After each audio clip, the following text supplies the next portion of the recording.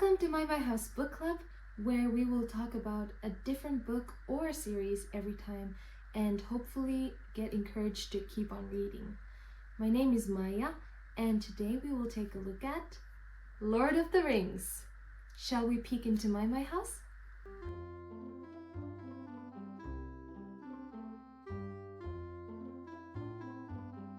Lord of the Rings was written by an English writer called J.R.R. Tolkien, and it was published between 1954 and 55.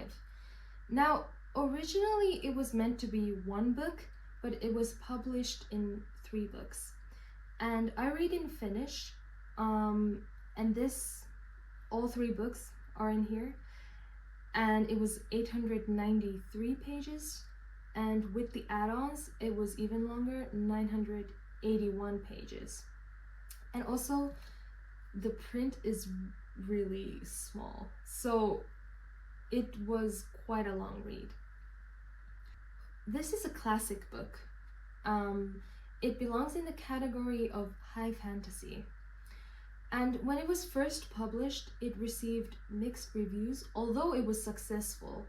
And now it is one of the best-selling books in the world with 150 million copies sold. Now, this book has 3 movies out. You probably maybe have seen them, as have I. I've seen the first movie especially multiple times, and I was kind of bummed about it because I was wondering throughout all 3 books how this book would feel different, maybe even more exciting if I hadn't seen the movies. This story is set in a fictional world called Middle-earth, and it tells a story about a mighty ring that binds the fate of everybody living there, and how a hobbit and his friends and some helpers embark on this long journey to bring this ring to destruction and so defeat the enemy. So what should you expect when you start reading these books? Well, you should expect to go on a long journey yourself. It is incredibly detailed, tons of history and backstory and world building, and you'll travel through different lands and cities. You'll get to meet elves, dwarves, orcs, soldiers, kings, wizards. If you have only seen the movies, be prepared to meet Tom Bombadil. Before I go into detail, I want to talk about what I really liked about the book. I really liked the characters. I thought they were funny, witty, stubborn, also imperfect and wise, and I really like how you can see their personal growth throughout the 3 books. Also, while I was reading, I was impressed by, like I said, by the wisdom, and I think it just shows Tolkien's life experience and knowledge in real life. And I also liked how Tolkien gives space to the reader to sort of observe the relationships yourself. He doesn't tell me what to feel, what to see, but I get to sort of interpret myself what the deeds and the words actually mean, and I really like that. As a reader, I'm always interested in the concept of bravery, and I think this book is perfect for that, because different characters have this ability to suddenly fight for what they love in the darkest moments, and yeah, it was just very interesting. Let's get into detail. If you don't know anything about Lord of the Rings and you don't like spoilers, I do recommend you skip this part. So the first point that really stood out was dedication. Okay, although I had seen the movies, I was even more impressed by Sam's dedication and love towards Frodo. Another relationship that really stood out to me in this theme was King Theoden and Eowyn, King Theoden and Merry.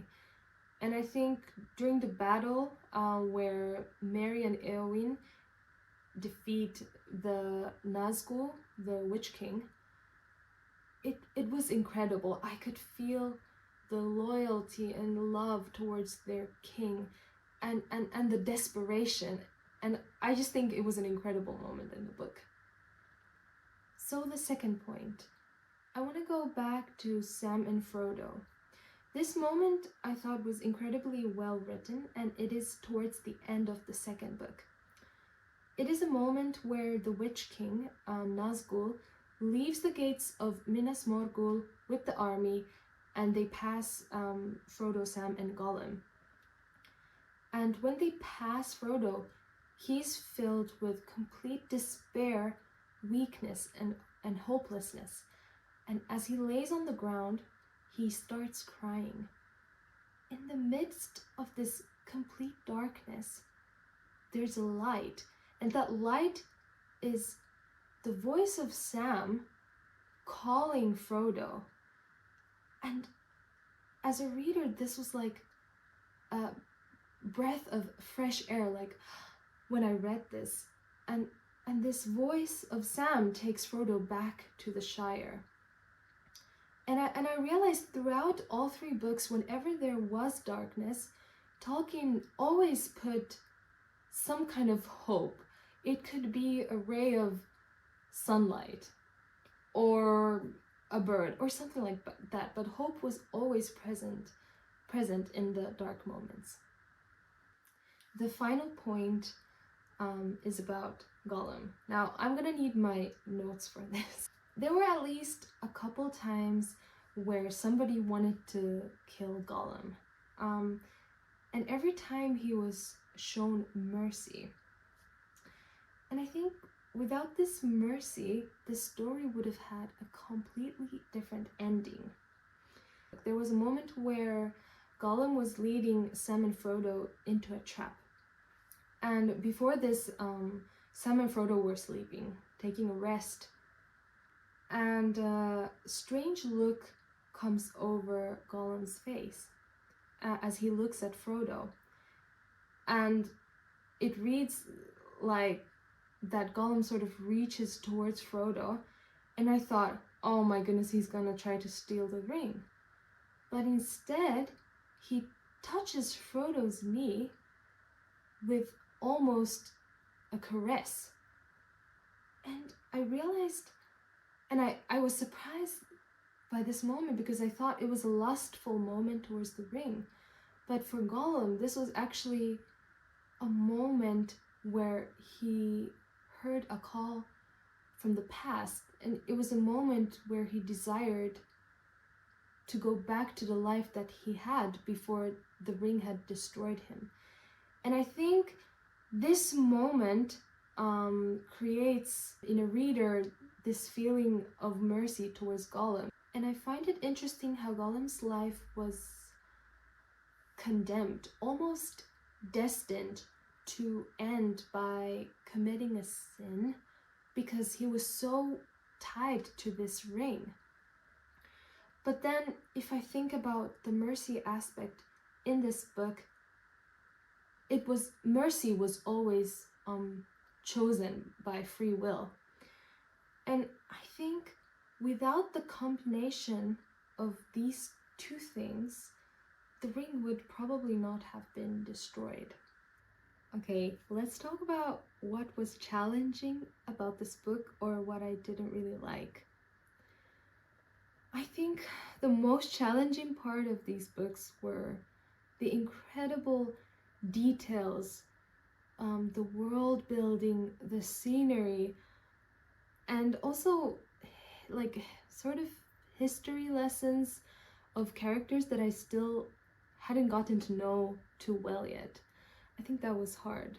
There were times where he described every single passing mountain with incredible detail. It was like, okay, I need to build my hopes up. This is an important mountain. And it was like this, and then, oh wait, it's just passing by. And this happened multiple times, and it was a little bit tiring, I would say. Okay, and then Tom Bombadil. Now, I completely understand why he wasn't in the films. I'm sorry to say, but I found him a little bit annoying. I'm not saying he's not important, but yeah, I think for me as a reader, he was a little bit of an unstable character because you didn't really know if he was good or evil. Another point, so this is the end of the third book, the final book. So after the war had ended and peace had returned, and you know, there was joy and love and peace, and you know, I felt like I had gone on a long journey, and I was tired in a good way, but nonetheless tired. And so when the hobbits went back to the Shire, their home, I was like, oh no, another fight? I was so tired and I just wanted them to have the happy ending. But I mean, I think it was important. But yeah, I was a bit tired. If you're somebody who really likes history, detailed world building, you're really into high fantasy, I think you will really enjoy this book. And obviously this is an epic story, and it is popular for a reason. Also a hint, if you're a person like me, so I can't really build maps in my mind, like in real life also I have no idea where things are. So those parts where he was describing scenery and stuff or maps, I didn't really get it. If you're a person like me, I recommend you put Lord of the Rings music, background music from YouTube. That will give you like an adventurous feeling while you're reading those parts, and that really helped me. I will say this book did not become a comfort book to me like I thought it would, but it left a great impact on me. So the ending, I really felt like I went there and back again, wink wink. And also when it ended, I was left in a shock, and I really needed to take like 5-10 minutes of just silence, and like I was just sitting there with my mouth open. I was just like, I was shocked. But I would say the ending was really beautiful, and it went back to what they had always loved and what they had always protected from the very beginning and throughout the whole story. Yes, I definitely do recommend that you read Lord of the Rings, but I think maybe it's better to start with The Hobbit, There and Back Again, because it's an easier read. It's a really good book. And I also want to warn, if you are a beginner at reading, maybe this is not the best book to start with. I'm just worried that people judge this book too early just because they're not ready for it yet. It is a difficult read, but it is an amazing book, slash books. If I have to rate this book in the scary world of internet and hardcore Tolkien fans, I will give Lord of the Rings 1, 2, 3, 4 rings out of 5. Thank you so much for watching this video till the end. I hope you enjoyed it. Please let me know in the comments how you liked the book, what were your favorite moments or characters. I would also like to know what you maybe didn't like about the book or what you found challenging. Thank you for joining me today, and till the next adventure.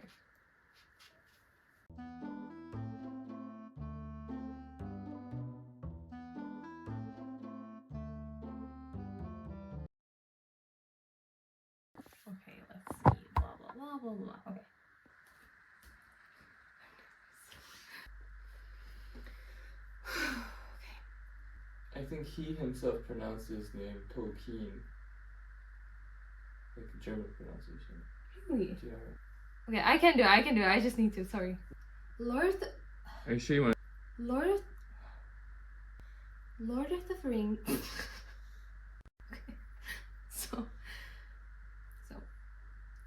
Lord, I can't say it anymore. Lord of the Rings.